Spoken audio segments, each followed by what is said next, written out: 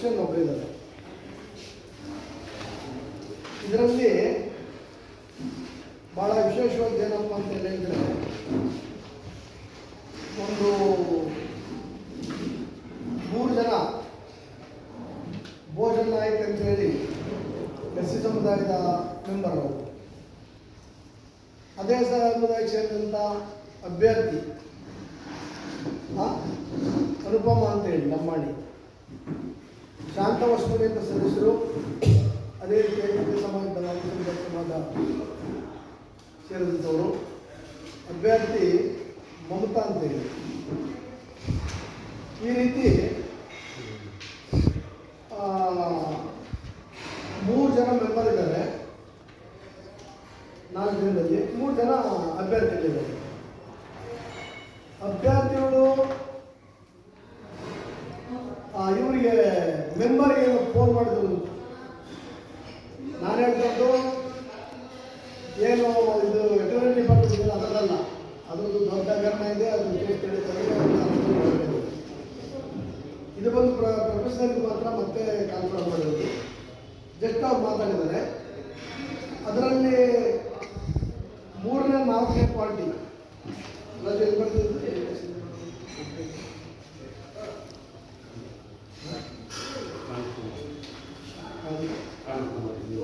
ಕಾಂತಕುಮಾರ್ ಅನ್ನೋರು ಆ ಒಂದು ಸಂಸ್ಥೆನೂ ಅಲ್ಲ, ಅಭ್ಯರ್ಥಿನೂ ಅಲ್ಲ.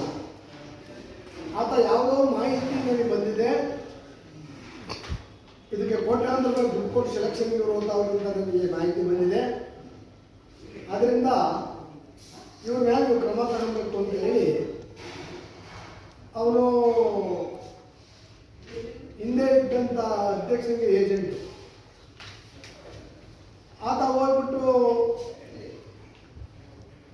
ಈ ಒಂದು ಯಾವುದೋ ವಿಧಾನಸೌಧ ಪೊಲೀಸ್ ಸ್ಟೇಷನ್ಗೆ ದೂರನೇ ಕೊಟ್ಟಿದ್ದಾರೆ. ಯಾವುದೇ ಸಾಕ್ಷಿ ಆಧಾರ ಎವಿಡೆನ್ಸ್ ಇಲ್ದಿರ, ಯಾಕಂದ್ರೆ ಮೇಲ್ಗೊಬ್ಬ ಎವಿಡೆನ್ಸ್ ಇಲ್ದಿರ ಅಲ್ಲಿ FIR ಮಾಡಿದ್ದಾರೆ. ಇವರು 3 ಜನ ಕೂಡ ದಲಿತರಿದ್ದಾರೆ.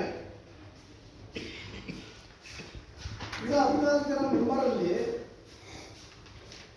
3 ಮಾತ್ರ ಭ್ರಷ್ಟರು, ಉಳಿದವರ ಸತ್ಯ ಹರಿಚಂದ್ರನಂತ ಲೆಕ್ಕನ ಏನೋ ಗೊತ್ತಿಲ್ಲ. ಅದರಿಂದ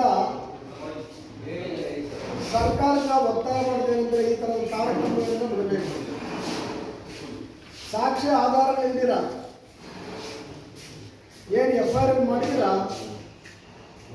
ಅದನ್ನು ಕೂಡಲೇ ರದ್ದು ಮಾಡಬೇಕಂತೇಳಿ ಇವತ್ತು ನಾವು ಪರಿಷ್ಠ ಜಾತಿ ವರ್ಗ ಧಾರ್ಮಿಕ ಅಲ್ಪಸಂಖ್ಯಾತ ಒಕ್ಕೂಟ ವತಿಯಿಂದ ಅಲ್ಲಿಗೆ ಬಹುಜನ ಸಮಾಜಕ್ಕಾಗಿ ಒಳಗೊಂಡಂಗೆ ಸರ್ಕಾರಕ್ಕೆ ನಾವು ಒತ್ತಾಯ ಮಾಡ್ತೀವಿ. ಪೊಲೀಸ್ ಅಧಿಕಾರಿಗಳಿಗಾಗಲಿ ಅಥವಾ ಏನು KPC ಏನಿದೆ ಪಬ್ಲಿಕ್ ಕಮಿಷನ್ ಇದೆ ಕರ್ನಾಟಕ, ಅವರಲ್ಲಾಗಲಿ ಯಾವುದಾದ್ರೂ ಎವಿಡೆನ್ಸ್ ಅನ್ನು ಕೊಟ್ಟು ಕಂಪ್ಲೇಂಟ್ ಕೊಡಬೇಕು. ಕಂಪ್ಲೇಂಟ್ ಕೊಟ್ಟ ಮೇಲೆ ಅದು ಪರಿಶೀಲನೆ ಮಾಡಿ ಅದನ್ನ ಕ್ರಮ ತಗೋಬೇಕು. ನಮ್ದೇನು ಅಭ್ಯಂತರ ಇಲ್ಲ. ಎಷ್ಟಾರ ಒಂದು ಫೋನ್ ಮಾಡಿದರೆ ಆ ಸಮಾಜದಲ್ಲಿನ ಒಂದೇ ಕಾರಣಕ್ಕೆ ಈ 3 ಜನ ಏನಿದ್ದಾರೆ ಇವರು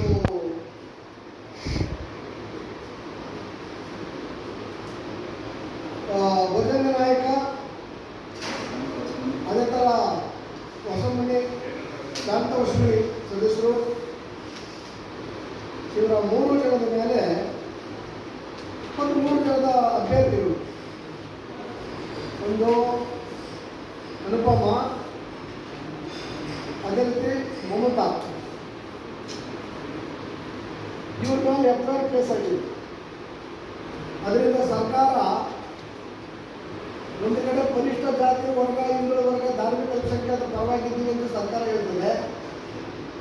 ದಿನ ನೋಡಿದ್ರೆ TV ಪೇಪರ್ಗಳಲ್ಲಿ ರಾಹುಲ್ ಗಾಂಧಿ ಅವರು ಸಂವಿಧಾನವನ್ನು ಕೊಳ್ಳೆಗಾಕಿ ಸುತ್ತಾಡ್ತಾ ಇರ್ತಾರೆ. ಸಿದ್ದರಾಮಯ್ಯನವರು ಮತ್ತು ಅವರ ಸಂಘಟಕರು ಹಿಂದೆ ಇದ್ದವರು ವಿರೋಧಿಗಳು ಕೂಡ ಅಂಬೇಡ್ಕರ್ ಹೆಸರನ್ನು ಬೆಳಕಿಗೆ ಎಂದು ಹೇಳ್ತಾರೆ. ಈ ರೀತಿ ಪರಿಶಿಷ್ಟ ಜಾತಿನವರಿಗೆ ನೀವು ದಲಿತರಿಗೆ ಯಾಕೆ ಕಿರುಕುಳ ಕೊಡ್ತಾ ಇದ್ದೀರಿ ಅಂತಕ್ಕಂಥದ್ದನ್ನ ನಾವು ಈ ಒಕ್ಕೂಟದಿಂದ ಸರ್ಕಾರ ಪ್ರಶ್ನೆ ಮಾಡ್ತೀವಿ.